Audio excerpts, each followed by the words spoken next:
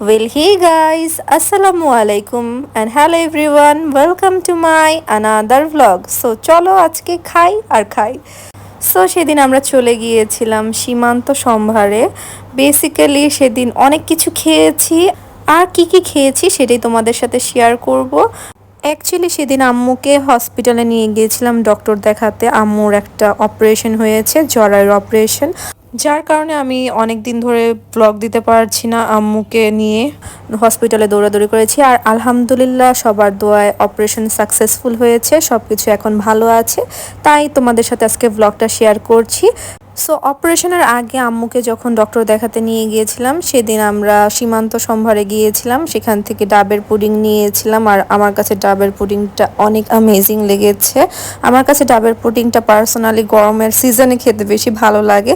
আর জাফরিন এখানে মায়োনিজ খাচ্ছিল। দেন আমরা নিয়েছিলাম একটা স্যালাড বোল, যেখানে ওই যে গ্রাম হিসেবে স্যালাডগুলো নেওয়া হয়।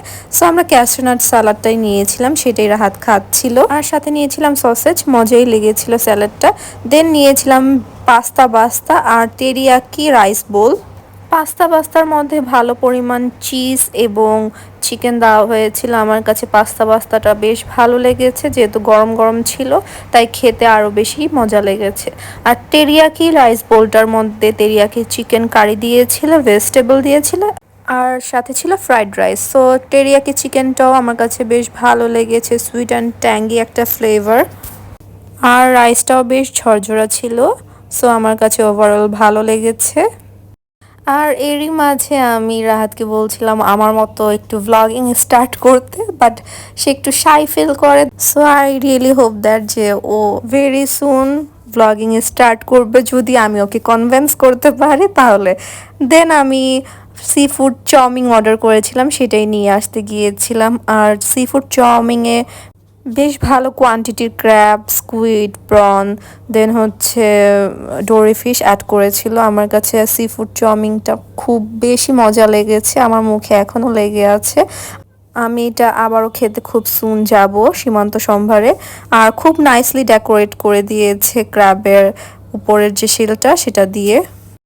আর রাহাত সবগুলো আইটেম ট্রাই করেছে, বাট এটা ট্রাই করবে না কারণ ও সি ফুড একদমই লাইক করে না, মানে একদমই ডিসলাইক করে। সো ওকে আমি বলছিলাম একটু ট্রাই করে দেখো, বাট না, সে খাবেই না। দেন একটা প্লেটার নিয়েছিলাম, এখানে ছিল একটা চিকেন, 4টা প্রন, দেন দিয়েছিল চিকেন কারি আর ভেজিটেবল। সো এই প্লেটারটাও আমার কাছে ভালো লেগেছে। প্রনটা পুরোটা একটু গরম গরম ছিল, যার কারণে আরও বেশি ভালো লেগেছে। এরপর খাওয়া দাওয়া শেষ করে আমরা চলে যাচ্ছিলাম বাসায়। আর তোমরা যারা আমার ভ্লগ অনেক বেশি মিস করছিলে, এখন থেকে ইনশাল্লাহ রেগুলার ভ্লগ পাবে আর খুবই ইন্টারেস্টিং আর অনেক সুন্দর সুন্দর ভ্লগ আসতে চলেছে। সো তোমরা যদি দেখতে চাও তাহলে বেশি বেশি করে লাইক, কমেন্ট, শেয়ার করতে ভুলবে না। আর এটা হচ্ছে আমাদের যে কেরানীগঞ্জের জনি টাওয়ার, তার উল্টো পাশে কিছু ফুড স্টল দিয়েছে নতুন করে, যার কারণে তাদের ফুডটা তো মাস্ট হ্যাভ ট্রাই করা উচিত। দ্যাটস ওয়াই চলে গিয়েছিলাম জনি টাওয়ার। সো সেখান থেকে আমরা নিয়েছিলাম ডোরি fish and chips, calamari with French fry and mini burger. But তারা ফুডগুলো অনেক লেট করে সার্ভ করেছে। আর প্রাইসটা যেটা মেনুতে ছিল ওটা তারা আপডেট করেছে, ডোরি ফিশটা 200 করে রেখেছে, সাথে চিপস দিয়েছে। ডোরি ফিশটার তেমন কোনো টেস্ট আমার কাছে লাগেনি।